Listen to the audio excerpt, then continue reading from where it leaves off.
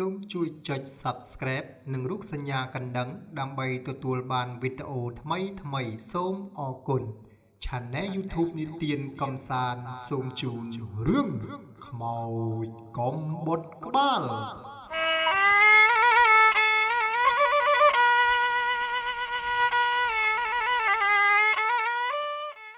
រឿងនេះវាកើតឡើងនៅម៉ោង 12 រំលងអាធ្រាត្រនារដូវវស្សាធ្លាក់ភ្លៀងរលឹមស្រេច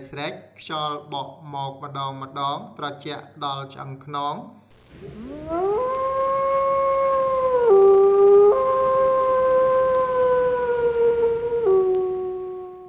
សំឡេងសត្វទីទុយយំល្វើយពីចម្ងាយលាយឡំនឹងសំឡេងឆ្កែព្រុសលូ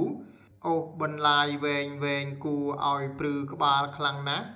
ហើយមានបុរសម្នាក់ឈ្មោះសឿនគាត់ទើបតែត្រឡប់មកពីមើលការខុសត្រូវស្រែចម្ការវិញដោយសារតែយប់ជ្រៅហើយចង់ប្រញាប់ទៅផ្ទះសឿនក៏សម្រេចចិត្តដើរកាត់ផ្លូវមួយដែលល្បីថាសម្បូរខ្មោចលងសាហាវ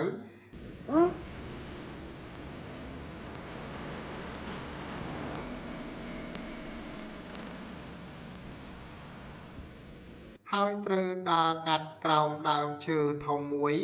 ដែលមានអាយុកាលរាប់រយឆ្នាំពេលដើរមកដល់ជិតដើមឈើធំនោះស្រាប់តែមានក្លិនស្អុយរលួយអណ្ដែតមកតាមខ្យល់ធំភាយចូលច្រមុះស្ទើរតែថប់ដង្ហើម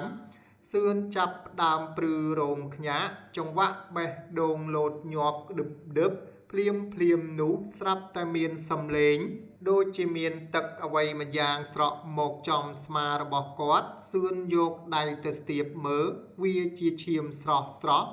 ក្រហមច្រាលនិងមានសភាពខាប់ស្អិតគាត់ងើយមុខក្រឡេកទៅលើមេឃជ្រៃស្រាប់តែភ្នែករបស់គាត់បើកធំស្ទើរតែលានចេញមកក្រៅខ្លួនប្រាណទាំងមូលរឹងក្រញឹងដូចដុំថ្ម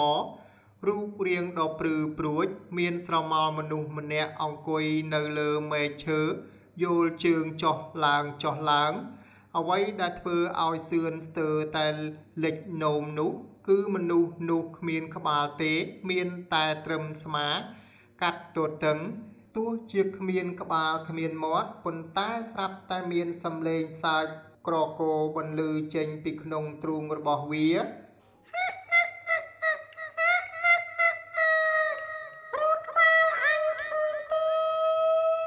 គ្រាន់តែឃើញភ្លាមសឿនបាត់បង់ស្មារតីអស់រត់ប្រាស់អាយុធ្លាក់ទាំងស្បែកជើងប៉ុន្តែរឿងដែលរន្ធត់ជាងនេះទៅទៀតនោះគឺខ្មោចកំបុតក្បាលនោះបានលោតចុះពីលើមែកឈើមកដីឮសូរក្រាំងវាមិនមែនដើរទេគឺវាហោះអណ្ដែតដេញតាមពីក្រោយសឿនទាំងខ្លួនប្រាណអត់ក្បាលប្រដាប់ពេញដោយឈាមជោកជាំសំឡេងខ្យល់បក់វូតាមពីក្រោយលាយឡំនឹងសំឡេងដកដង្ហើមធំចេញពីកញ្ចឹងកដែលដាច់នោះធ្វើឲ្យសឿនរត់បណ្ដើរស្រែកយំបណ្ដើរជួយ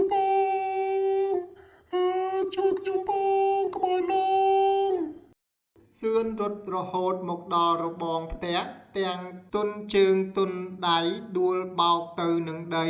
ពេលគាត់ងាកក្រោយទៅមើលខ្មោចនោះបានមកឈរពីលើគាត់ទៅហើយឈាមស្រក់តក់ស្រក់ចំមុខសឿនពេញទីចំពេលដែលពន្លឺរន្ទះបាញ់ឡើងភ្លឺមួយផ្លែតធ្វើឲ្យឃើញសាច់កដាច់រហែកធ្លាយសរសៃកន្ត្រាក់រួចវាក៏រលាយបាត់ទៅក្នុងភាពងងឹតសូន្យឈឹងសឿនត្រូវបានអ្នកផ្ទះជួយសង្គ្រោះតែគាត់ត្រូវគ្រុនក្តៅញ័រខ្លួនសន្លប់បាត់ស្មារតីអស់3 ទៅ 4 ថ្ងៃ4 យប់ចាប់ពីថ្ងៃនោះមកអ្នកភូមិលែងមានអ្នកណាហ៊ានដើរកាត់ផ្លូវនោះនៅពេលយប់ទៀតហើយ